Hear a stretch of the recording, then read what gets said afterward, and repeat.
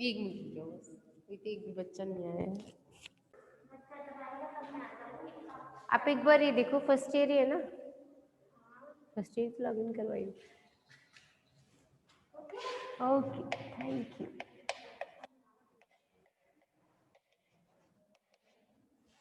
तो हम लोग कंप्लीट कर रहे थे माइकोलॉजी, ना। माइकोलॉजी का मतलब होता है कि स्टडी ऑफ फंगस, है ना। फंजाई की, फंजाई हो गया plural form, fungus singular noun. तो हम पूरा उसका स्टडी कर रहे थे। तो अब तक हमने क्या क्या पढ़ लिया है इसमें?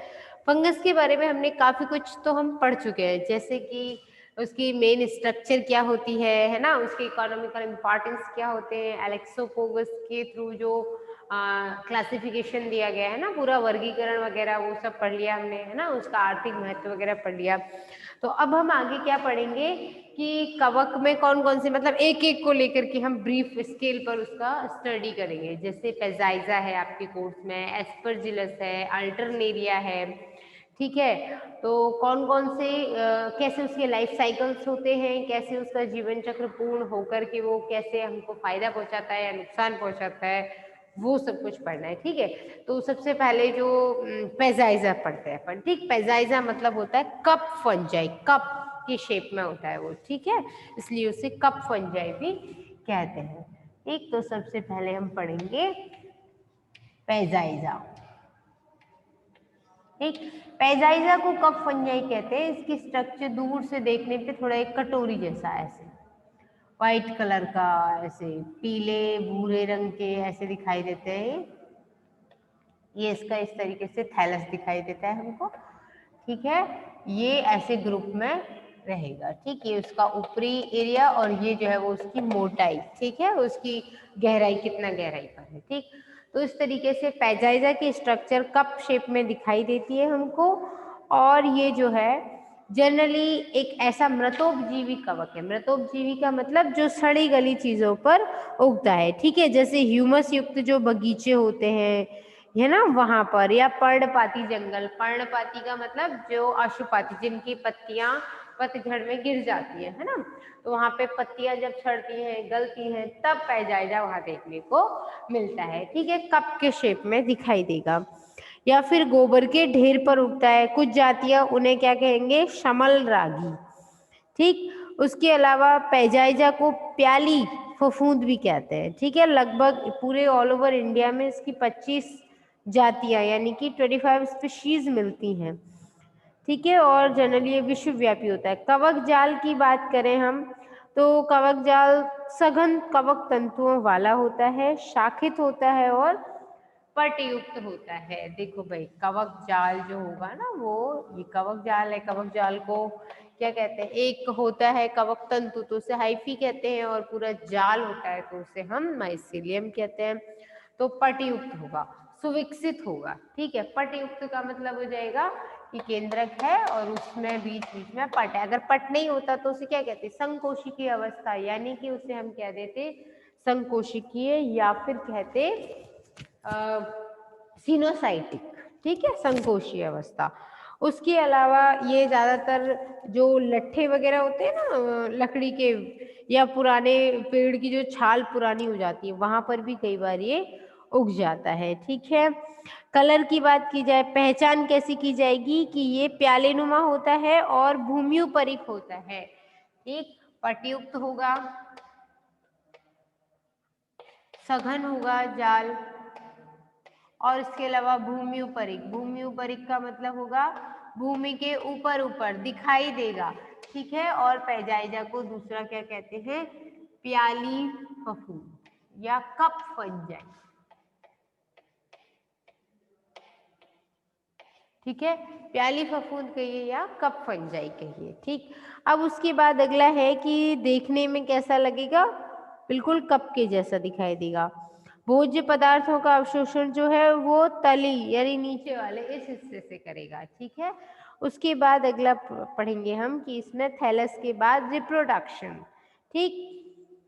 रिप्रोडक्शन से पहले जरूरी है कि हम एक बार पेजाइजा का वर्गीकरण पढ़ लेते हैं। देखो, कोई भी फंगस हम प्रॉपरली जब डिटेल में पढ़ते हैं तो सबसे पहले तो ये पढ़ेंगे कि प्राप्ति स्थल वो है क्या, उसकी स्पेशल क्वालिटी, आइडेंटिफिकेशन कैसे पहचानेंगे, ठीक है। जब भी किसी का वर्गीकरण करने के लिए जिन कैरेक्टर, जिन लक्षणों को यूज किया जाता है उन्हें क्या कहते हैं? की या कुंजी। ठीक, पहले इसका हम पढ़ लेते हैं। वर्गीकरण यानी गण कौन सा है, वर्ग कौन सा है, कुल कौन सा है, कौन कौन सी जातियां है ना।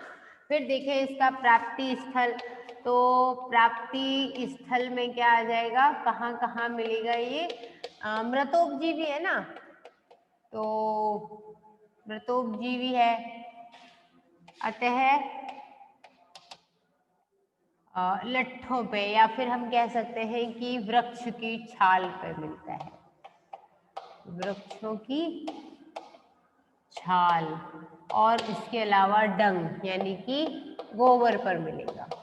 ठीक है, कप के जैसा ऐसा इसका। फिर उसके बाद प्राप्ति स्थल के बाद देखते हैं हम थैलस कैसा होता है। तो थैलस कप के शेप का होता है, पटयुक्त होगा, शाखित होगा और भूमि के ऊपरी हिस्से में मिलेगा। ठीक, उसके बाद जब हम वर्गीकरण की बात करें तो वर्गीकरण में क्या क्या होगा? प्रभाग, उप प्रभाग है ना, ये सब पढ़ेंगे। तो सबसे पहले पढ़ते हैं क्या प्रभाग क्या होगा इसका। प्रभाग तो सारे फंजाइयों का एक ही प्रभाग है, यूमाइकोटा।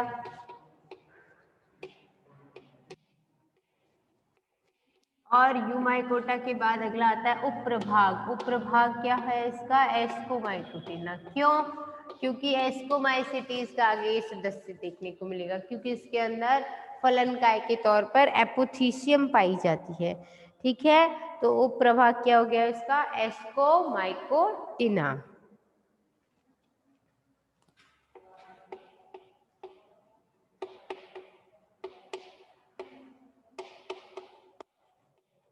हाँ, ये वर्ग नहीं है, है ना, ध्यान रखना। वर्ग होता तो एस्कोमाइसिटीज कहते हैं उसको। ठीक है, तो ये उप प्रभाग हो गया। उसके बाद अगला प्रभाग, उप प्रभाग के बाद अगला हम क्या पढ़ेंगे इसमें? वर्ग होता है इसका डिस्कोमाइसिटीज। ठीक है,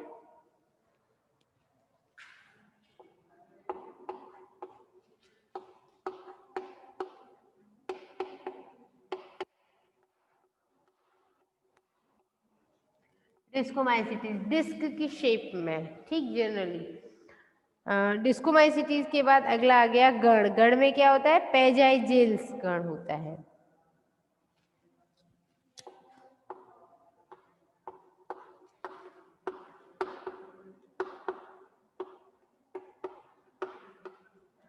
गण की पहचान ये है कि पीछे उसमें एल्स लगा हुआ होगा। ठीक, उसके बाद अगला आता है कुल। कुल में एसी लगा हुआ होता है पीछे। ठीक है, जैसे ब्रेसिकेसी, फेबेसी, ठीक, फैमिलीज के तौर पे। ठीक, तो उस तरीके से इसमें क्या होगा? इसका जो कुल है वो पैजाइजेसी, पैजाइजेसी। उसके बाद अगला क्या आ गया? वंश। वंश में हो गया पैजाइजा। ठीक, उसके बाद जातियों की बात की जाए तो 25 स्पीशीज इंडिया में मिलती हैं। इसके अलावा विश्वव्यापी होता है। ठीक है, जैसे पेजाइजा कैटिनस, पेजाइजा सिट्रीना, पेजाइजा वेसिकुलोसा, पेजाइजा एकिनोस्पोरा वगैरह, ये सारी जातियां इसकी देखने को मिलती है। सबसे ज्यादा जो स्पीशीज मिलती है वो पेजाइजा वेसिकुलोसा होती है। ठीक है, अब इसके बाद अगला हम पढ़ते हैं कि इसमें जनन कैसे कैसे होगा। ठीक है, तो जनन की दो विधियां। जनरली इसके अंदर अलैंगिक जनन नहीं मिलता है। ठीक है, लेकिन कुछ जातियां ऐसी हैं जिनमें अलैंगिक जनन कोनिडिया के थ्रू देखने को मिलता है। ठीक है, मोस्टली स्पीशीज जो है, ज्यादातर जातियां लैंगिक जनन दर्शाती हैं पैजाइजा में। ठीक, तो सबसे पहले हम पढ़ते हैं कि अलैंगिक जनन कौन सा होगा? क्लेमाइडोस्पोर के थ्रू या कोनिडिया के थ्रू करेगा?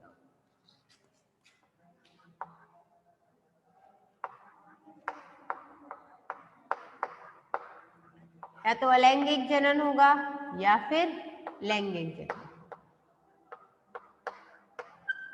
अब बात करें अलैंगिक जनन की, तो या तो होता है ये कोनिडिया के द्वारा।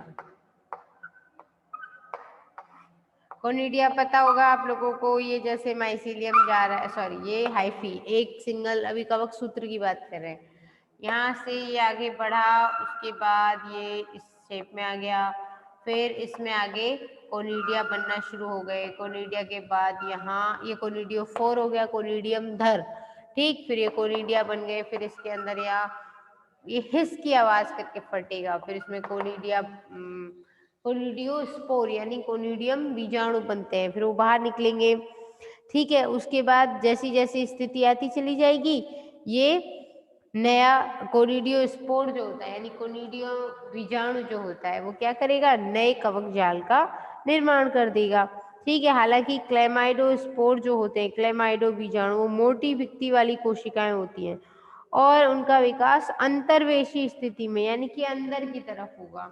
और कोनिडिया का निर्माण होता कब है, प्रतिकूल परिस्थितियों में। ठीक है, और प्रतिकूल परिस्थितियों में फिर क्या होगा, ये रखी रहेंगी जमीन के अंदर, लेकिन जब एटमॉस्फेयर अच्छा होगा यानी जब बारिश वगैरह होगी, नमी आएगी, अनुकूल परिस्थितियां आएंगी, तो वही कोनिडियोस्पोर, कोनिडिया बीजाणु जो है वो क्या हो जाएंगे, स्फुटित हो जाएंगे और नया कवक जाल बना देंगे। ठीक है, अब उसके बाद अगला क्या है इसमें, अलैंगिक जनन तो इतना ही है। ठीक है, फिर पढ़ते हैं हम लोग लैंगिक जनन। लैंगिक जनन में सीधी सी बात है, दो संरचनाएं होंगी, एक नर संरचना और एक मादा संरचना। ठीक है, नर संरचना को क्या कहते हैं, पुंधानी, क्या कहेंगे, पुंधानी। और उसके बाद मादा संरचना की बात करें तो उसे कहते हैं एस्कोगोनियम। जनरली इसके अंदर नहीं बन पाते हैं। फिर लैंगिक जनन कब बोला जाएगा, देखो इसके अंदर पुंधानी या एस्कोगोनियम स्पष्ट रूप से नहीं बनते हैं। फिर क्या होता है, एक एस्कोगोनियम, आगे अभी स्ट्रक्चर बताऊंगी आपको कि एक स्ट्रक्चर बनेगी स्पेशली इस तरीके से, अभी अपन डिटेल में बनाएंगे इसको।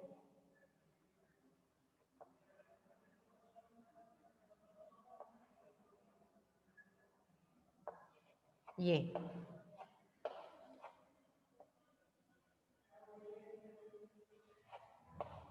इस तरीके से एपोथीसियम बन जाती है और उस एपोथीसियम के अंदर कायिक युग्मन होता है।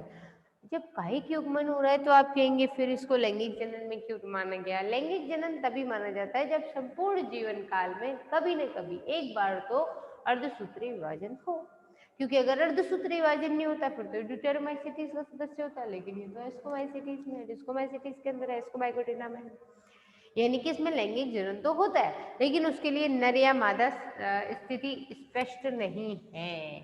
तो फिर उसमें क्या होता है, कायिक युग्मन या स्वयुग्मन बोलते हैं उसे। ठीक है, तो लैंगिक जनन पैजाइजा में जब हम पढ़ेंगे तो उसके लिए आपको मैं सॉरी उप प्रभाग है ये लिखा था।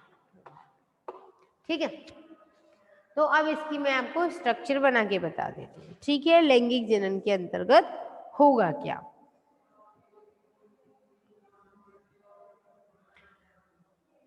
पहले एक कवक बने है ना, ये जो कवक बना, कवक जाल में क्या है, नीचे की तरफ एक स्तर होता है, मतलब सेल्स का लेवल होगा है ना, कोशिकाएं होंगी।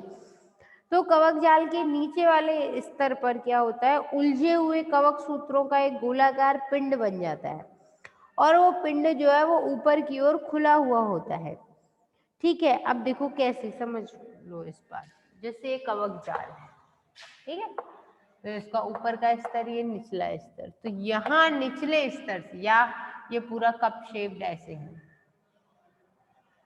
ठीक है, तो ये जो निचला स्तर है ना, इधर एक उलझी हुई कोशिकाओं का क्या होगा, जाल होगा, और वो जाल जो है वो इस तरीके से एक संरचना बना देगा। ठीक है, और उस संरचना को ही क्या कहेंगे हम, एपोथीसियम। ठीक, अब उस एपोथीसियम की स्ट्रक्चर आपको ब्रीफ में बता देते हैं। ठीक है,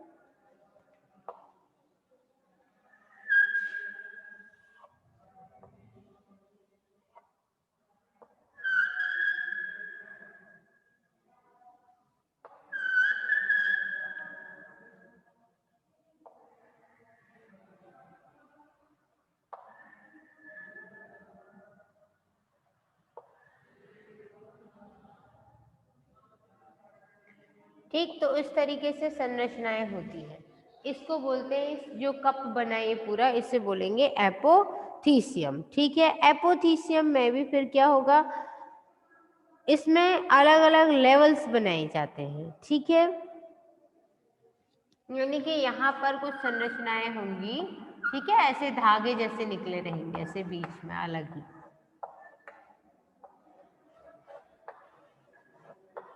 पैरा हाइपोफाइसिस वगैरह, ठीक है। और ये जो संरचना है उसमें पूरी की पूरी सेल्स बनी हुई, ये जो एरिया है वो पूरा सेल्स का यानी कोशिकाओं का बना हुआ होगा रिजिड कंडीशन में, यानी कि यहाँ पे कोशिकाएं सघन रूप से व्यवस्थित होंगी।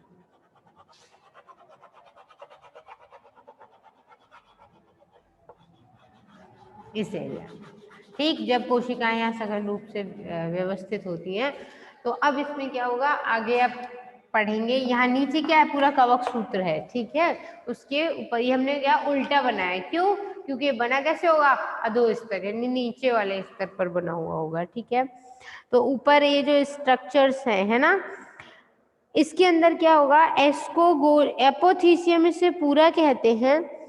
क्या होगा कि कवक सूत्रों का एक गोलाकार पिंड बनता है और ये ऊपर की ओर खुला हुआ होता है। इस पिंड के केंद्रीय भाग के तंतुओं को शीर्ष कोशिकाएं, है ना, केंद्रीय भाग के तंतुओं की जो शीर्ष कोशिकाएं होती हैं ये वाली, ये इनका कोशिका द्रव्य जो है वो सघन हो जाता है, जीव द्रव्य। अच्छा, जीव द्रव्य और कोशिका द्रव्य में समझते हैं, आपको समझ में आ गया होगा कि कोई कोशिका है, सपोज कीजिए इसमें एक केंद्रक है, तो ये केंद्रक के अंदर केंद्रक द्रव्य, बाहर है वो कोशिका द्रव्य, दोनों मिला के जीव द्रव्य, ठीक। तो अब उस जीव द्रव्य में क्या होगा, सघन हो जाएगा। सघन होने के बाद इसमें जो एक केंद्रक होगा ना, वो केंद्रक क्या करेगा, द्विकेंद्र की अवस्था, ठीक है। यानी कि केंद्र जीव द्रव्य पहले सघन हो जाएगा, उसके बाद कवक तंतुओं की समीपवर्ती कोशिकाएं संलयित हो जाएंगी और द्विकेंद्र की, यानी कि एक कोशिका में क्या होगा, दो कोशिकाओं का निर्माण, दो केंद्रकों का निर्माण। कैसे, एक से दूसरी आके मिल गई, एक यहाँ से बनी ना, यहाँ से दो कोशिकाएं थी।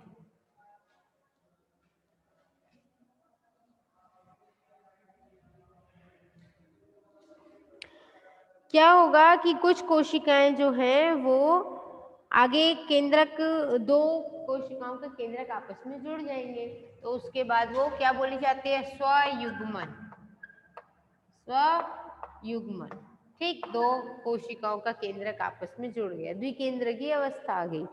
द्विकेंद्र की अवस्था आने के बाद क्या होगा इसमें कि स्वयुग्मन हो जाएगा, ठीक। केंद्रक युग्मी कोशिकाएं फिर आगे क्या करेंगी, अनेक कोशिकाएं बनाएंगी। केंद्रक युग्मी कोशिका से एक बहुकोशिक तंतु बनता है, ठीक है, उसे एस्कस जन हाइफी या एस्कोजन तंतु कहते हैं, ठीक है। और प्रत्येक कोशिका केंद्रक युग्मी हो जाती है। एस्कस जन तंतु जो होता है उसके शीर्ष पर एक कोशिका होती है, उसे कहते हैं एस्कस मात्र कोशिका, ठीक। एस्कस मात्र कोशिका में क्या होगा, केंद्रक युग्म है जो जो दो केंद्रक है वो दोनों संलयित होकर एक द्विगुणित केंद्रक बना देते हैं। जब द्विगुणित केंद्रक दीर्घित हो जाता है यानी लंबा हो जाएगा तो फिर उसे बेलनाकार एस्कस कह देते हैं। देखो भाई, एपोथीसियम है, यहाँ पर कोशिकाएं हैं, ठीक है। ये कोशिकाएं क्या है, एक एक केंद्रक वाली है, ठीक है, हैं। इनमें से किसी किन्हीं दो कोशिकाओं का केंद्रक द्रव्य सघन हो गया, बीच का वॉल खत्म हो गया, दोनों एक ही कोशिका में बट गई और एक कोशिका के अंदर क्या हो गया, दो केंद्रक बन गए, ठीक है। जब एक कोशिका में दो केंद्रक बन गए, धीरे धीरे ये लंबा हो जाएगा और इसका शीर्ष जो है वो मुग्धर के आकार का हो जाएगा। हो गया। अब ये दोनों केंद्रक जो है वो यहाँ पहुंच गए। यहाँ पहुंचने के बाद ये दोनों केंद्रक सम्मिलित हो जाएंगे, ठीक है। सम्मिलित होने के बाद अब इस संरचना को हम क्या बोलेंगे, एस्कस जन तंतु, ठीक है। एस्कस जन तंतु के बाद क्या होगा, इसके अंदर एक जो एस्कस है उसके अंदर एक जो केंद्रक है वो अर्धसूत्री विभाजन करेगा, ठीक है। पहले क्या करेगा, अर्धसूत्री विभाजन, फिर क्या करेगा, समसूत्री विभाजन, ठीक है। और कुल मिलाकर के 8 केंद्रक बनाएगा, ठीक है। देखो क्या, ओके, रिजॉइन थोड़ी करवाना है अभी, कोई है ही।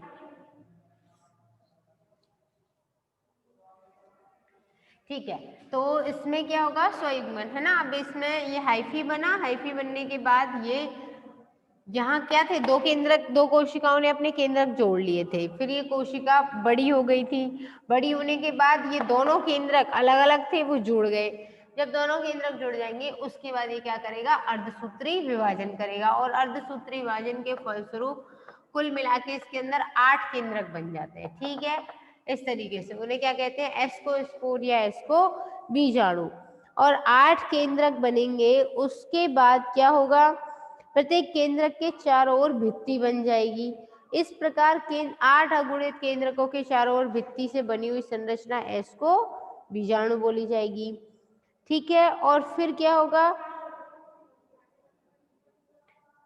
बंध्य कवक तंतु जो किनारे पर लगे हुए होते हैं, है ना, वो यहाँ पर जो बंध्य होते हैं, यानी ये तो क्या है, काम वाले हैं, ऐसे दो और कोशिकाएं आपस में केंद्रक जोड़ लिया अपना, फिर इसने ऐसे संरचना बना ली, फिर ऐसे इनके जो दो केंद्रक थे वो यहाँ चले गए, फिर दोनों एक में बदल गए, फिर इन्होंने क्या किया, पहले अर्धसूत्री विभाजन करेंगे तो 4 केंद्रक बनेंगे, अर्धसूत्री विभाजन के बाद अब क्या होगा, अब अर्धसूत्री और तो हो नहीं सकता, अब समसूत्री होगा, तो फिर से ये 4 और अपने अपनी समसूत्री विभाजन करके 8 बन गए ना टोटल, ऐसे इसमें ही बन जाएंगे।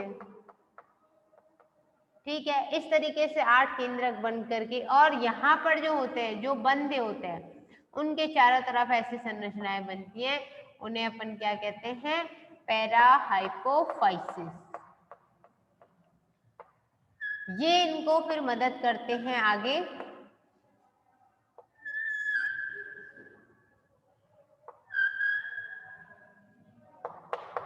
इस तरीके से, ये जो है, ठीक है, ये इनको फटने में और आगे प्रकीर्णन में मदद करते हैं, तो वो होगा पैरा हाइपोफाइसिस। ठीक है, अब बात करते हैं, उन्हें सहसूत्र भी कहते हैं क्योंकि ये सहायता करती है। पूरी इस स्ट्रक्चर को क्या कहते हैं अपन, एपोथीसियम। ठीक, अब एपोथीसियम की संरचना की बात करें तो ये क्या होती है, एक फलन पिंड होती है, और 1 से 5 सेंटीमीटर तक इसका व्यास होता है। कई बार इसमें व्रंत होता है, कई बार नहीं भी होता है, या होता है तो बहुत ही छोटा होता है वो। ठीक है, मासल होती है, और जमीन के ऊपर, जब भी कोई चीज जमीन के ऊपर होती है तो उसे भूम्योपरिक या एपिजियल कहते हैं। क्या कहते हैं, एपिजियल, यानी कि भूमि से ऊपर। ठीक है, ये संरचना आएगी। अब इसमें 3 तरीके की संरचना दिखाई देती है। एपोथीसियम की सबसे अंदर वाली परत जो होती है उसे क्या कहते हैं, हाइमेनियम कहते हैं। सबसे अंदर ये जो परत है यहाँ, ये है ना, ये वाली जो है, ये एरिया इतना, इसे क्या बोलेंगे, हाइमेनियम।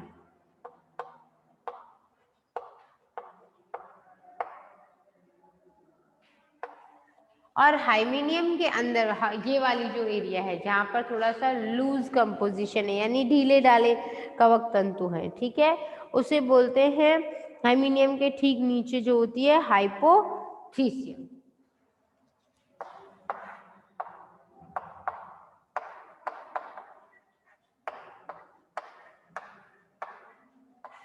और ये पूरी संरचना क्या है, एपोथीसियम।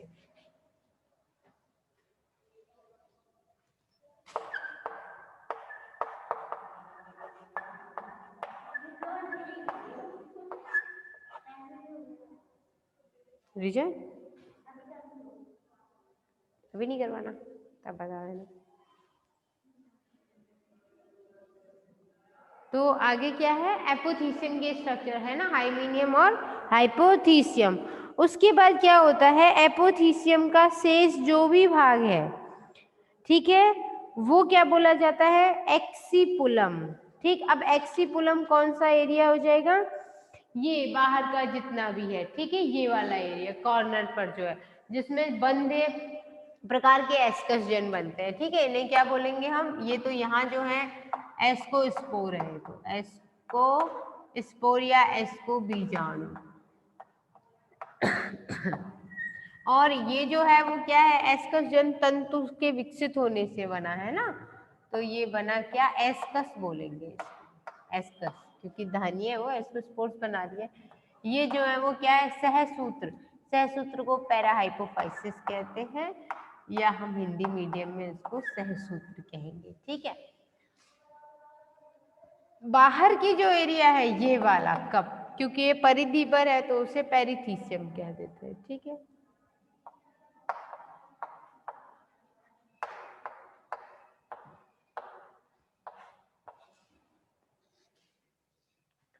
तो उसे हम क्या बोलेंगे, पेरिथीसियम।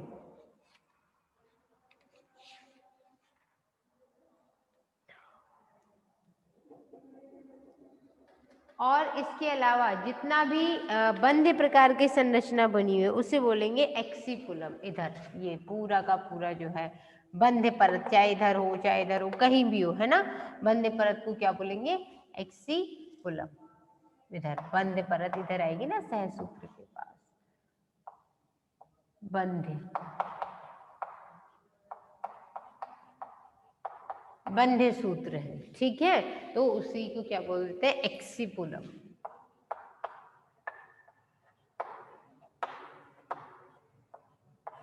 ठीक, तो इस तरीके से पैजाइजा का। अब क्या होगा, यहाँ से एस्कोस्पोर ये फटेगा, और फटने के बाद इसमें से एस्कोस्पोर एस्कस के अंदर से मुक्त होंगे, और मुक्त होने के बाद जमीन पर गिरेंगे, और फिर अनुकूल परिस्थितियों में क्या होगा, फिर से वो जनन करेंगे। ठीक है, और इस तरीके जो सहसूत्र होते हैं ना, एस्कोस्पोर के परिपक्व होने पर एसआई क्या बोलते हैं, सहसूत्र से नमी और जल का अवशोषण कर लेता है। ठीक है, और नमी और जल का अवशोषण करने के बाद क्या होगा, इनके भीतर जल का दाब बढ़ जाता है ना। तो देखो यहाँ से ये सहसूत्र जो है ना, ये इसको मदद करेगा, इसके अंदर जो एस्कोस्पोर है।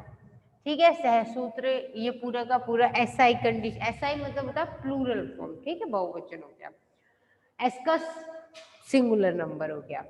तो क्या होगा, धीरे धीरे पानी इकट्ठा होगा इसमें, पानी को जैसे जैसे जल को अवशोषित करेगा, एब्जॉर्ब करेगा, उसके बाद क्या होगा, ये एक टाइम आएगा जब ये हिस की ध्वनि होगी, है ना, और हिस की ध्वनि के बाद ये यहाँ से फट जाएगा, और फटने के बाद ये एस्कोस्पोर्स जो है वो बाहर निकल जाएंगे, और बाहर निकलने के बाद क्या होगा, ओके, वायु के द्वारा प्रकीर्णन करेंगे। ठीक है, और फिर धीरे धीरे जैसे जैसे यहाँ से निकल गए तो ये वाला एरिया नष्ट हो जाएगा, फिर यहाँ से निकल गए तो ये नष्ट हो जाएगा, और धीरे धीरे पूरा नष्ट होते हुए खत्म हो जाएगा। ठीक है, पैजाइजा का अपना कंप्लीट हो गया, पूरी स्टडी जो भी थी, और अब आप रिजॉइन कर लीजिए।